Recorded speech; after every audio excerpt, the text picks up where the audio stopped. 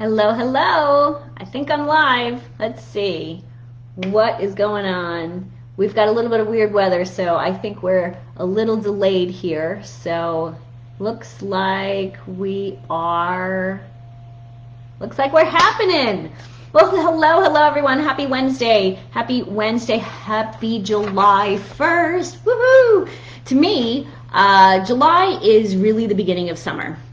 I grew up on the East Coast where, school ended kind of like later in June, and depending on what the winter was like, we'd have days that at the end of the year that we'd have to make up. So sometimes it was like, like the 25th of June before we actually got out of school. So for me, that first week of July, July 1st has always been summer. So I'm really excited about that.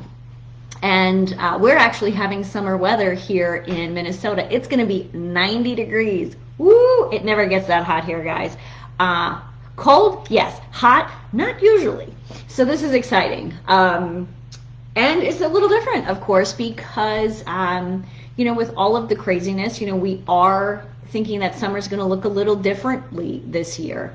Actually, we know it is. But there's no reason to despair. Living Healthy List is here to help you think outside the box and to figure out what are those outside the box outdoor fun ideas.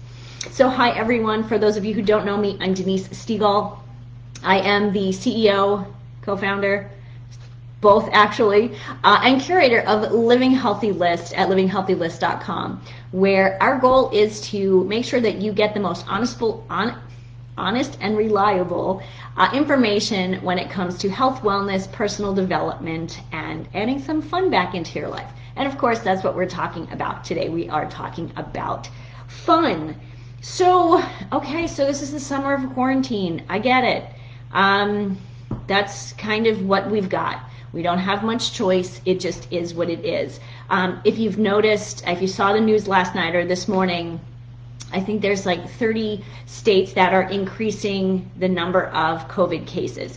Now, of course, you can argue there's more testing, so more people are getting positive. However, if people are showing up to get tested, it's probably because they're sick. Something's going on. And that's, I don't think that's debatable. People really are getting sick with COVID, and we do need to do something about that. I mean, obviously, restaurants are closing again in a lot of states. Some hotels are closing. I had ordered something from the spa at the Hyatt, one of the Hyatt hotels in New York City for my husband's birthday, which was last Wednesday. I ordered it, I think 6 weeks ago, and it's still not here. Well, it's not here because the hotel and the spa is completely shut down. So even though I placed the order, and they took my money, by the way, there's no product because there's nobody to actually in the facility to package the order and mail it on out. But of course, there's reason for it. I mean, it's obviously everything is closing, or we're trying to be smart because of safety and health issues. And of course, Living Healthy List, we are about living a healthy lifestyle, and things that we need to do right now. It's not necessarily a healthy lifestyle, but it is what we need to do to maintain health in our world today. Anyway, so let's see. I'm sorry, I'm just checking my notes. So I just wanted to mention, that it is our responsibility as responsible citizens, loving and caring people, to do what we can to help one another and to break this cycle of COVID. I think all of us at this point have been affected in one way, shape, or form. And I think what's happened in our country is we haven't done a great job, but we can always do better. And it's the same thing with your health and wellness. Sometimes, you don't do a great job, but you know what? You can always do better. And so I'm hoping that today, July 1st, beginning of summer for me, is that day that we all say, okay, we can do things a little bit better. So again, summer looks different. And I know a lot of times in the summer, Mark and I, we travel, we travel, well, we usually travel a lot, but we haven't done that since March 8th. We have literally been home since March 8th, which is atypical for us. For those of you who know me well, know that I do travel on quite a lot. And a lot of times, we'll go to a national park. Usually stay at a hotel. I'm not one to do camping, especially in a tent. Just really not my thing. I really like to be out and about and enjoy, and then I like to go home, back to the hotel and have a shower and running water, for sure. But for those of us who also, we're thinking about doing some international travel. Right now, we can't do that. Travelers from the US are banned from, get this, Canada, the United Kingdom, the EU. That's kind of scary. Those countries are thinking, we're not doing a good job here, so we got to do something. They're keeping us out. So we're all just going to be home. And actually, that's not a bad idea. America is an amazing country. We have such beauty. We have so many amazing national parks. And I guess with everything, that we're all going to be here, a lot of them will be kind of overrun with tourists. Which doesn't really help when it comes to social distancing. But I think they're big. There's a lot of open space, so we can socially distance from one another there. So what are some of those things, if we're not going to be traveling, what are the things that we can do? So I'm really excited. So we always have the second Tuesday of the month. We always do something called the Wonder Series, where we have 2 or 3 experts in a particular field or a particular area pop on and say, and kind of give their 10-minute bits of information about the topic. So this month's topic, I've said it a couple of times, so I'll give you a second to guess. Outside the box outdoor activities. Woo! So that's 2 of our experts, and these are actually 2 Living Healthy List experts. So these are people that I know, love, and trust, have done business with through the years, and do consider true friends, because I believe in what they do. They do what they do from the heart. And so Annette Palilka, who is, she's our environmentalist. She also helps people, mostly women, to get outside of themselves and get out into nature. So she's going to be here on the 14th to talk to us about that. And also, another friend of mine, and Annette actually lives in California. Our next guest is Luann Beekler. Luann lives here locally with me here in Rochester, Minnesota. And what is unique about Luann, she is a coach. She's a passion test coach. But one of the things that she does with her coaching is she brings women up to the boundary waters here in Minnesota, and they go up for a week, and they do canoeing, and they do camping, and they do kind of self-development type of, it's a self-development type of program, but it's a lot of fun. And so she'll also be here to kind of, talk about like some of the things that we can do that really do focus on outside of the box. So what else do I want to talk to you about today? Oh, some of those actual ideas. So I was thinking about this the other day. When you're a little kid, I know when I was a little kid, we didn't go on a big family vacation. We might have gone up to see my aunt and uncle in Bloomsburg, Pennsylvania. Kristen, if you're watching, Paul, Roseanne, hi guys. We would go up there for a week. We'd stay there and we'd have a lot of fun. And, as kids, there were 4 of us. Sorry, Al, I wasn't thinking of you. Sorry. There were 4 of us, and, we would just play. And so I think what's happened is, like, we get so kind of, what are we going to do with the kids? What are the kids going to do? The kids have got to do stuff. Well, we don't have to actually be doing a lot of expensive stuff. We don't have to go on extravagant vacations. There's so many things that we can do at home. And I've come up with a few of them. Just before I go on to that, I just want to say hi. Hi, Ashley. How are you? Thank you. This is my my office. When I do official videos, I actually do have a different background. Let's see who's over here. Hey, Matt. Hey, Matt, I owe you something. So that is coming to you today. I had a little bit of technical difficulties with my editing program, but that will be off to you today. So Matt, thank you for being with me. Ashley, thanks for joining me too. So let's dig down, like what are those, what are some of those outside the box things? So I came up with 8 things that I think would be really fun. And the first one is something that even as a grown woman, I totally love. So it's hot. I said before, it's 90 degrees here and it's muggy. Ugh. We are the land of 10,000 lakes. So yeah, add water to heat, you get muggy yuckiness. Thanks, Louise. So with this yucky mugginess, the first thing I thought of is, oh my gosh, how fun would it be to have a slip and slide? I mean, you can go to Walmart, you can go to Target, you can go to the store, you buy those things, you can order them online, you can order anything online. But they're so inexpensive and hours of fun. We have a big hill. I wish you guys could see, like behind the camera, there's a huge hill, and I think it would be a blast to put a slip and slide down there. I'm a little afraid to do it, only because as an adult woman, I would probably slip, slide, and end up like really falling and hurting myself. And actually right now the deer are on there, so maybe not the best place to put it. But how fun would a slip and slide be?